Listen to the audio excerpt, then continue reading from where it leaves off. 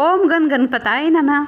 जय माता रानी। दोस्तों, मेरे साधना के पाथ व्लॉग चैनल में आप सभी लोगों का बहुत बहुत स्वागत है। आप सभी लोगों पर भगवान भोलेनाथ और माता पार्वती और गणपति बाबा की कृपा यूं ही बनी रहे। दोस्तों, आज की इस वीडियो में मैं आपसे बात करने वाली हूं श्रावण मास की चतुर्थी तिथि के बारे में। श्रावण मास की चतुर्थी तिथि को गजानन संकट चतुर्थी तिथि कहा जाता है। ऐसा भी कहा जाता है गजानन भगवान की पूजा करने से इस दिन आपको किसी भी प्रकार की परेशानी से मुक्ति मिल जाती है। संकष्टी चतुर्थी तिथि अर्थात संकटों का निवारण करने वाली संकष्टी चतुर्थी, अर्थात ऐसा भी कहा जाता है इस दिन भगवान गणेश की आराधना करने से संकटों से मुक्ति मिल जाती है।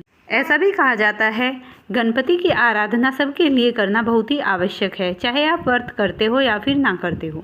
वैसे तो इस बार संकष्टी चतुर्थी का संयोग बहुत ही शुभ समय पर बन रहा है, क्योंकि इस दिन श्रावण मास का सोमवार भी है। क्योंकि सोमवार का दिन भगवान शिव को अत्यंत प्रिय है और चतुर्थी की तिथि भगवान गणेश को अत्यंत प्रिय है।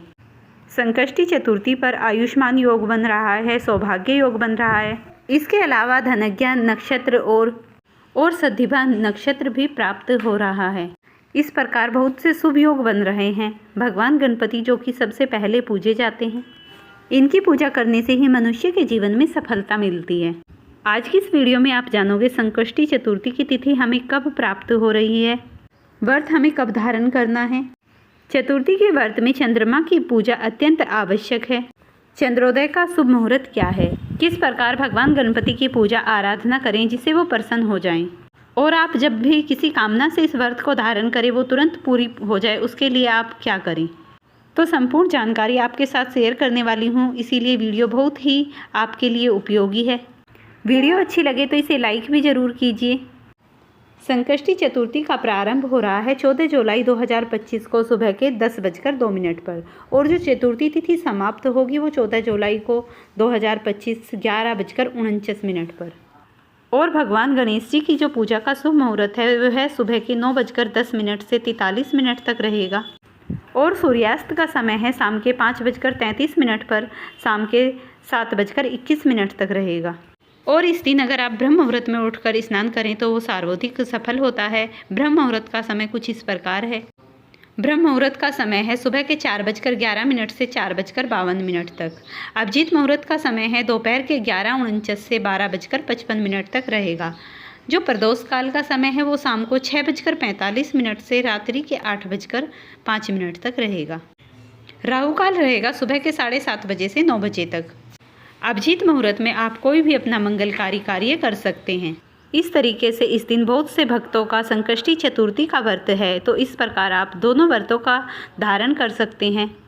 और इस प्रकार पूरे विधि विधान के साथ आप गणपति की भी पूजा कर सकते हैं और भगवान शिव की भी आप पूजा धारण कर सकते हैं।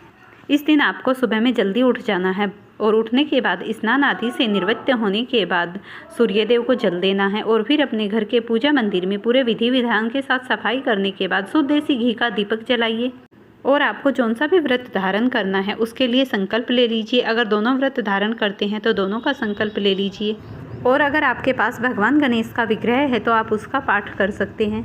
इसके बाद भगवान गणेश को पीले वस्त्र धारण कीजिए और भगवान गणेश को चंदन, कुमकुम, तिलक, अक्षत्र से इनको तिलक कीजिए, और इस प्रकार पूरे विधि विधान के साथ भगवान गणेश जी की पूजा कर लीजिए। उसके बाद जो भी आपके पास फल, मिठाई इत्यादि जो भी कुछ हो उसे भगवान गणपति को भोग लगा दीजिए।